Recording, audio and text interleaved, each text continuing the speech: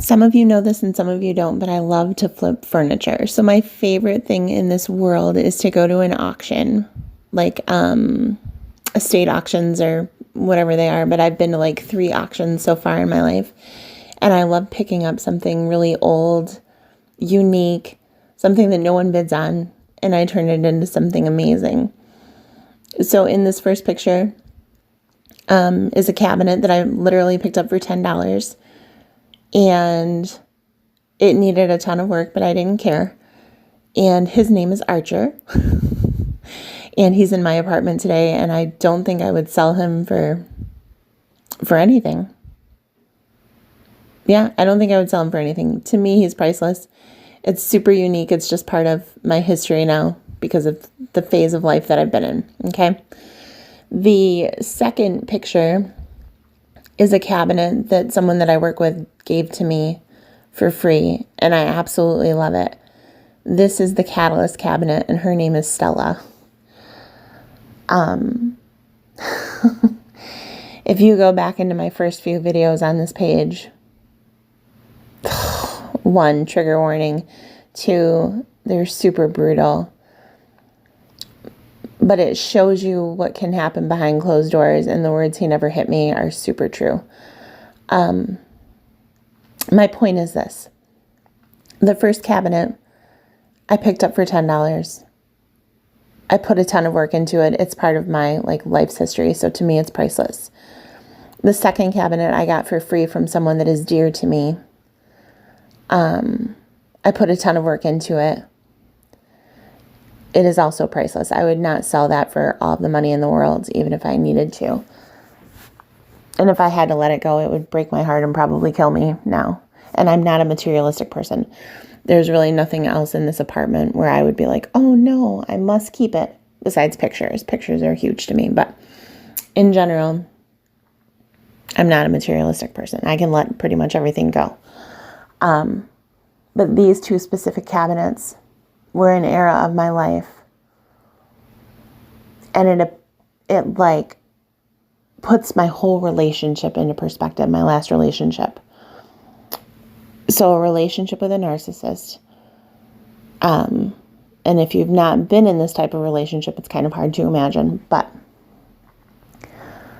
I poured out hard work, sweat, actual blood, because I had cut myself a couple of times on these cabinets, and tears. A lot of tears. So many tears. Oh my God, so many tears. But I worked really hard on these, and they're just part of my history. So you see the before and afters. The second cabinet, the very last picture of it, which is probably right about here in this audio, you will see it, and it has scuff marks on the front of it, and I'll tell you why. But this is where I'm going with it. So no one saw the value in the first cabinet at the auction. Everybody thought it was junk. I got it for $10, and I was super geeked. I turned it into something priceless in my life. And it's still in my apartment today, and it's one of my more treasured possessions. And again, I really don't value things. I really don't care. I'm not a materialistic person, but this specific cabinet is dear to me because I put the work and effort into it. The second cabinet is also the same. It was given to me by someone dear, and I put a lot of blood, sweat, tears, effort into it. You start with something that's bare bones. Good structural stability, but bare bones. And you build it up, which is kind of what we do in life, if you think about it. We turn it into something beautiful, which is our life. Yeah. I'm sitting here looking at this cabinet right now, and I'm almost ready to cry telling the story. In one of my videos, you will hear screaming and yelling at me because the hinges were wrong. Because I was not doing enough according to this person in my life. I had torn the cabinet apart, and I got screamed at one night for not knowing that I was supposed to take pictures of a disassembled cabinet that I didn't know that I was supposed to take pictures of. So again, just drama for no good reason. For no good reason.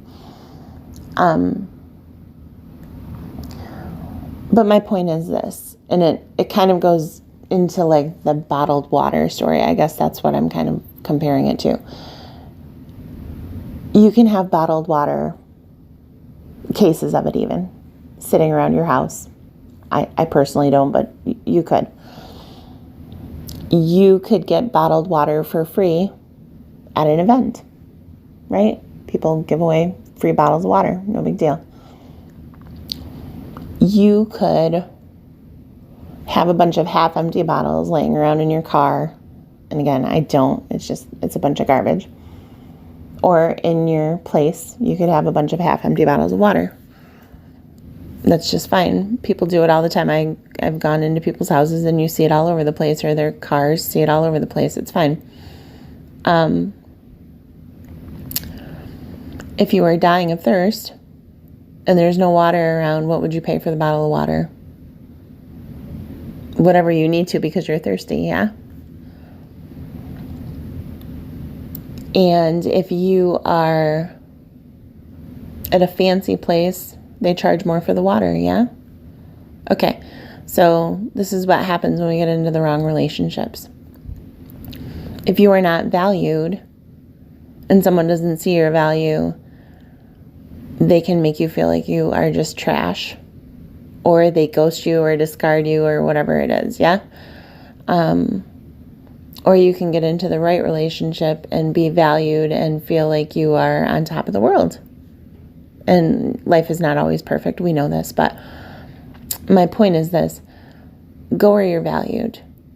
If you are being treated like you're less than or like you're a half-empty bottle of water, you're not in the right relationship. That's my point. And in one of my posts that is not on this platform, I wrote a whole thing about this cabinet. But the point is this. You start out with bare bones. You put your blood, sweat, tears into it, and you make it into something awesome. But also, in this specific cabinet, the last one that shows the scuff marks on the front of it, when you're not treated properly, you end up with scars. And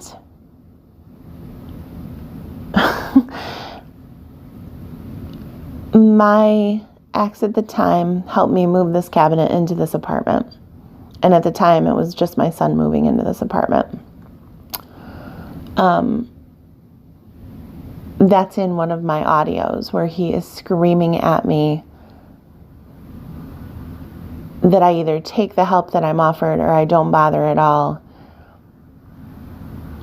And he got upset with me for asking him for help. And then after he said he had plans for the day, and I said, that's fine, I'll take care of it, he was then screaming at me again. Well, the moral of the story is this.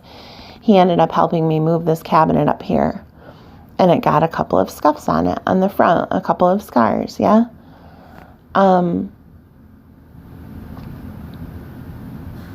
by the end of that day, I was crying and I felt so bad about my life and my situation. And by the end of that relationship, it was the same. All of the things that I had worked so hard, all of my heart, my blood, my sweat, soul, tears, all the things, were just kind of wasted on the wrong person. And I'm not saying don't ever love and don't, I'm not saying be afraid to love or put time and effort into things. I'm not saying that. I'm just saying if someone consistently shows you who they are and they treat you awful, to try to give that less energy. I guess that's what I'm saying. Don't be the cabinet. Don't be this cabinet. But at the same time, be the cabinet, because the scars on this cabinet, I'm never going to paint the front of this cabinet again. But the first words out of his mouth when we got this cabinet up the stairs were, well, it looks like you're going to have to touch this up, scoffing at me because there were now marks on the cabinet that he had caused.